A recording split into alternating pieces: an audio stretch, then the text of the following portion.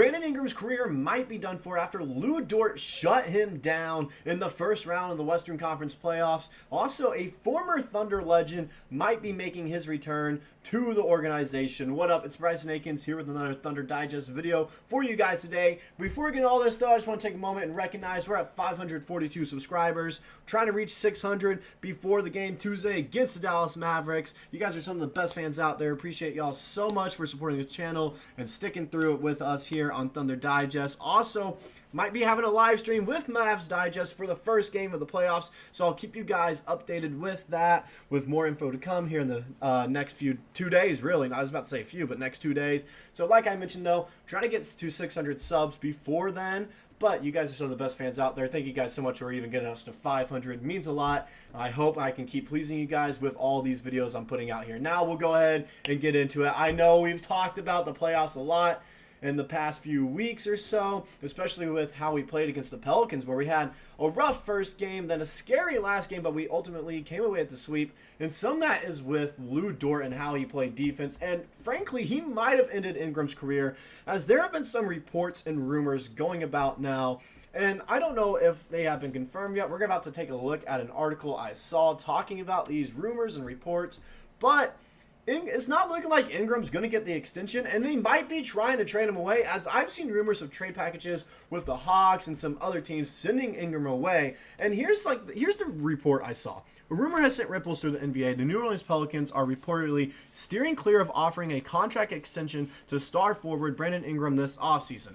This decision marks a significant shift in team strategies, as the Pelicans appear to be repositioning their roster to focus more on developing younger talent, particularly Trey Murphy III, signaling a new era in New Orleans. Event in the days leading up to today, feelings were split on what the Pelicans were likely to do. It seems now that the front office has definitely begun to lean one way over the other. And so it's definitely looking like Brandon Ingram is not going to be the Pelicans anymore. And I feel like that has to do with his playoff performance, and it wouldn't surprise me if they do the same with CJ McCollum. So, sorry, guys. I get stumbled on my words sometimes there. But like I was saying, though, it wouldn't be surprised if they do the same with CJ McCollum, ship them both off. Brandon Ingram, I think he's done in New Orleans now. Because when you look at his playoff stats here, look at the averages here. In 36 minutes of play, that's what he averaged, 36 minutes a game. In 4 games played, he had 14 points, 2.3 turnovers a game, 4.5 rebounds, 3.3 assists, and his shooting numbers were just horrible. 34.5% from the field, 25% from behind the arc, and 89.5% from the free throw line, but he doesn't really get to the free throw line that much, as you can see there on the stat sheet. And so it's just one of those things where I'm like, man, did Lu Dort actually end his career of potentially being the key guy for a young, rising team? Is he no longer the centerpiece for the Pelicans? Did they decide, you know what, he can't perform in big-time moments when they have an actual defender guarding him, when it's not someone's second or third best defender? Then when he actually had a team's best defender on him, they were like, man, this guy actually cannot lead us to the promised land, and we think it's time to move on. As you can also see it from his totals here.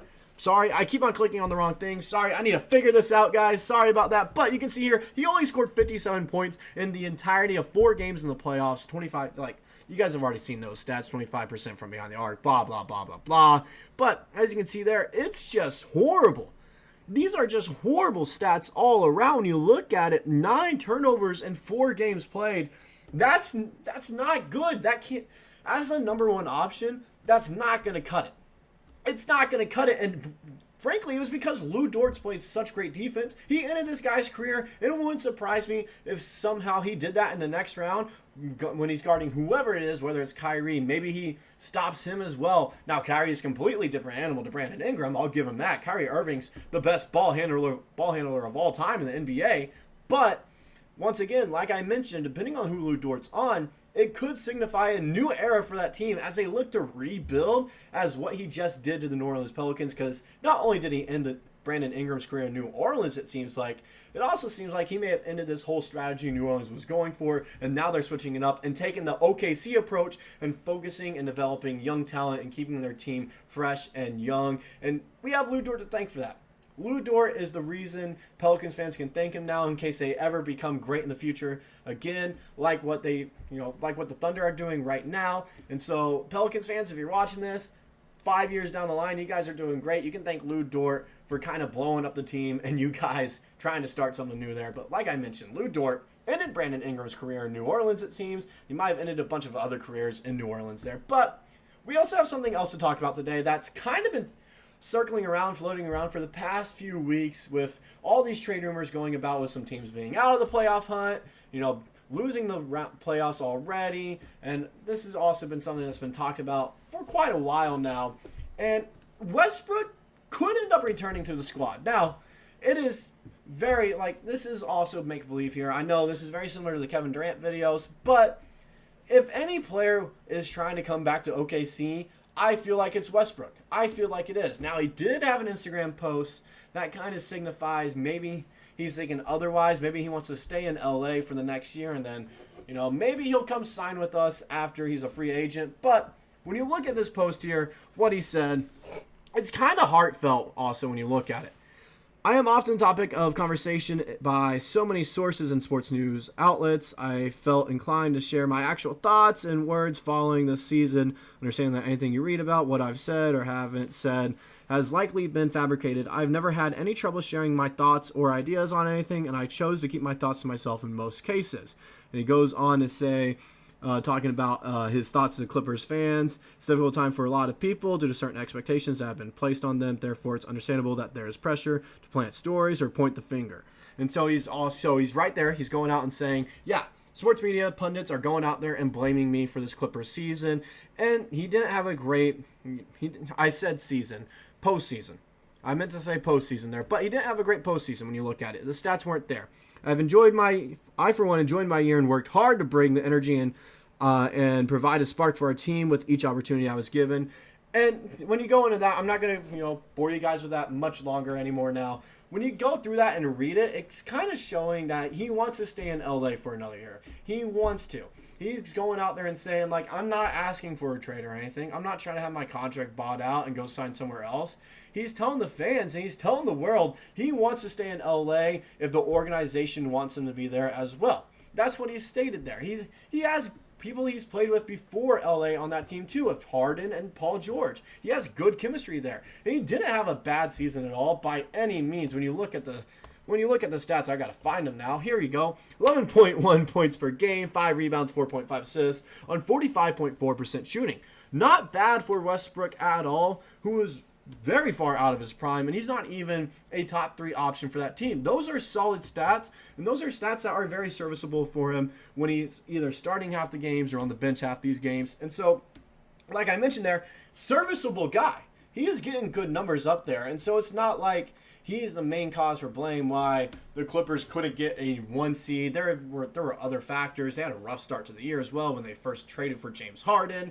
There's a bunch of other factors going into this team as well. And yes, to be frank, he didn't have a great playoff performance, but you can't really pin the blame on one guy and be like, that's the reason you guys lost. No, there are multiple factors that go into it. Just like when the Pelicans lost to the Thunder, multiple of the factors were, it wasn't just talking about Brandon Ingram the whole time. There were multiple factors talking about, CJ McCollum didn't perform either. Some of their young guys didn't perform. You can tell they were scared to play the Thunder.